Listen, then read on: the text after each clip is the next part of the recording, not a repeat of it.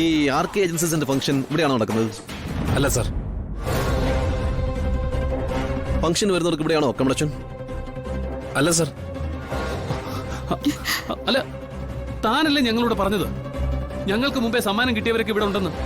എടോ, ഈ RK ഏജൻസിയുടെ വണ്ടി വന്ന് ഞങ്ങളെ പിക്ക് ചെയ്യുന്നൊക്കെ. സാർ എന്തൊക്കെയാ ഈ പറയുന്നത്? നിങ്ങൾ മുറി ചോദിച്ചു, ഞാൻ തന്നു. അതിപ്പോ എനിക്ക് കുഴപ്പമായോ?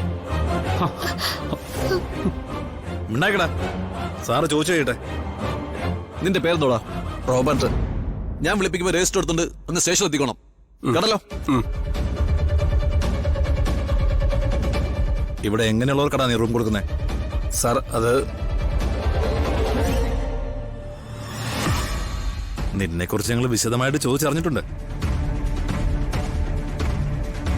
ഇവരുടെ ID കാർഡ് നിങ്ങൾ വാങ്ങിച്ചിട്ടുണ്ടോ? ഇല്ല സാർ. ഇവർ തമ്മിലുള്ള ബന്ധം എന്താണെന്ന് ചോദിച്ചോ? ഇല്ല സാർ. പിന്നെ എന്ത് കാണിക്കാനാടാ ഇത് നടത്തുന്നേ?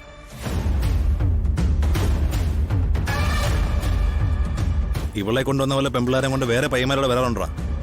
ആ സാറേ, ഇവന്റെ സ്ഥിരം ഏർപ്പാട് ഇതൊക്കെയാ സാറേ. പിടിച്ച് കയറട്ടെ വണ്ടിലോട്ട്? വേണ്ട, തൽക്കാലം ഇവരെ രണ്ടുപേരും പിടിച്ച് ജീപ്പിക്കരുത്. എന്തിനാ സാർ? ഞങ്ങൾ എന്ത് തെറ്റ് ചെയ്തിട്ടാ? ഇത്രയൊക്കെ പറഞ്ഞിട്ട് കാര്യം മനസ്സിലായില്ലടാ. മനസ്സിലായില്ല. ഈ റൂം വാടകയ്ക്കെന്ന് പുറത്ത് എഴുതി വെച്ചിട്ടുണ്ട്. പിന്നെ ഇവിടെ റൂം എടുത്താൽ എന്താ കുഴപ്പം? ഒരു പുരുഷനും ഒരു സ്ത്രീയും കൂടെ ഒരു മുറിയിൽ ഒന്നിച്ചിരുന്നാൽ ആകാശം ഒന്നും ഇടിഞ്ഞു വീഴില്ലെന്ന് കോടതികൾ പല രൂപത്തിലും പറഞ്ഞിട്ടുള്ളതാ. ഓ, നിയമം ഒന്ന് മാറിയത് അറിയാഞ്ഞിട്ടാണോ സാറുമാർ ഈ യൂണിഫോം ഒക്കെ എടുത്തിട്ടിരിക്കുന്നത്? നീ ഞങ്ങളെ നിയമം പഠിപ്പിക്കണോ? അറിയുന്ന നിയമം പറയും സർ. എടോ, താൻ എന്തിനാ ഞങ്ങളോട് കള്ളം പറഞ്ഞത്? RK ഏജൻസിയുടെ പേരിൽ റൂം ബുക്ക് ചെയ്തിട്ടുണ്ടെന്ന് താനല്ലേ പറഞ്ഞത്?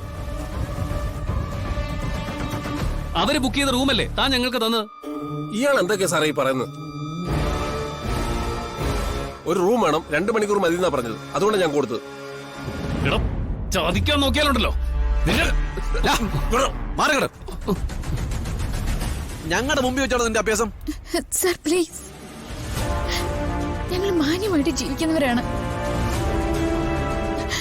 ഒരു അബദ്ധം പറ്റി ഇങ്ങോട്ട് കേറിപ്പോയതാ. ഇയാള് പറയുന്നത് മുഴുവൻ കള്ളാണ്.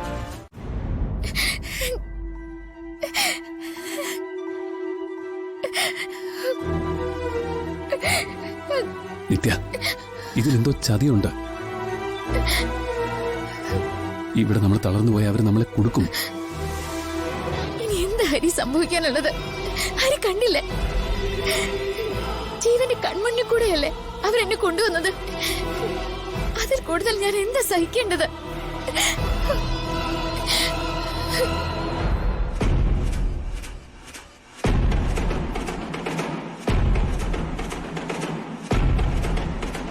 അവളുടെ അവന്റെയും വീട്ടിൽ വിളിച്ച് വിവരം പറഞ്ഞില്ലേ? പറഞ്ഞു സാർ.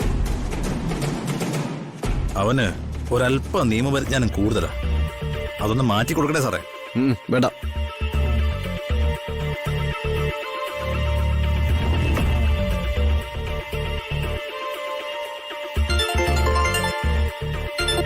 സർ.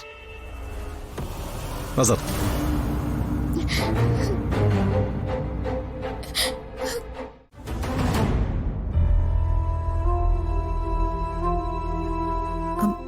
സർ, എന്താ സർ കാര്യം? എന്തിനാ സർ ഇവരെ പിടിച്ചോണ്ട് വന്നത്? നിങ്ങളിതിൽ ആരുടെ അമ്മയാ? നിത്യമോളുടെ. ഇവര് ഭാര്യ ഭർത്താവാണോ? അതെ സർ, ഞങ്ങൾ എല്ലാവരും ഒരുമിച്ച് ഒരു വീട്ടിലാ താമസിക്കുന്നത്. ഇവരെന്തെങ്കിലും സമ്മാനം വാങ്ങിക്കാൻ പോകുന്ന കാര്യം നിങ്ങളോട് പറഞ്ഞിരുന്നു? சொல்லிருக்கு சார், சொல்லிருக்கு. அது வந்து RK ஏஜென்சிஸ் ஒரு கடையில இருந்து கிடைச்சது. அது வாங்குறதுக்கு தான் போയത്. സർ, എന്റെ മക്കൾ ഇതുവരെ ഒരു കുഴപ്പത്തിനും പോയിട്ടില്ല. സാർ വേണമെങ്കിൽ ഞങ്ങളുടെ ചുറ്റുപാടും നിത്യ പഠിപ്പിക്കുന്ന സ്കൂളിലോ ഹരി ജോലി ചെയ്യുന്ന സ്ഥാപനത്തിലോ ഒക്കെ ഒന്ന് വിളിച്ചു ചോദിക്കാം. സർ, അവരുടെ പേരിൽ ഒരു പരാതി പോലും ഇന്ന് വരെ ഉണ്ടായിട്ടില്ല.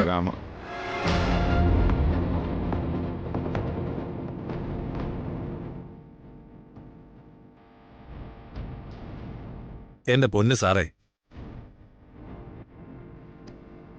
ഇതൊന്നും കേട്ടിട്ട് എനിക്ക് വിശ്വസിക്കാനേ തോന്നില്ല. എന്താ സർ നിങ്ങൾ പറയുന്നത്?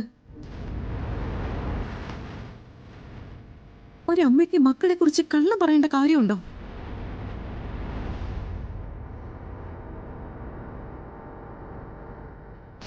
സർ, ഇങ്ങനൊരു കാര്യം പുറത്തറിഞ്ഞാൽ ആളുകളെ പുച്ഛത്തോടെയല്ലേ നോക്കുക?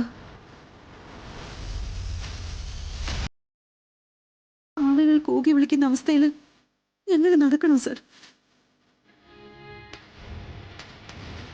സർ, ഞാനൊരു പട്ടാളക്കാരന്റെ ഭാര്യയാണ്. നീതിയെയും നിയമത്തെക്കുറിച്ചൊക്കെ എന്റെ ഭർത്താവ് ഒരുപാട് എനിക്ക് പറഞ്ഞു തന്നിട്ടുണ്ട്.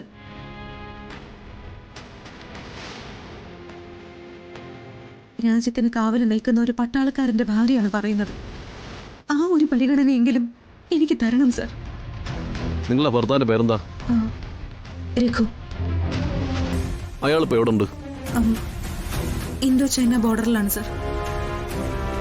ഞങ്ങളുടെ നടപടിയിൽ നിങ്ങൾക്ക് അതൃപ്തി തോന്നിട്ട് കാര്യമില്ല. ഇവര് തുടങ്ങിയ ഹോട്ടലുണ്ടല്ലോ, ആ ഹോട്ടലിനെ കുറിച്ചുള്ള പരാതികൾ ഇവിടുത്തെ പല സ്റ്റേഷനുകളിലും ഉണ്ട്. പിന്നെ പണ്ടത്തെ കാലമൊന്നും അല്ലല്ലോ. പണ്ട് ക്രിമിനൽസിനെ മുഖം നോക്കി തിരിച്ചറിയാം. ഇന്നങ്ങനെയാണോ? എല്ലാവരും അന്തസ്സായിട്ട് ഒരുങ്ങി ഇറങ്ങിയല്ലേ നടക്കുന്നത്.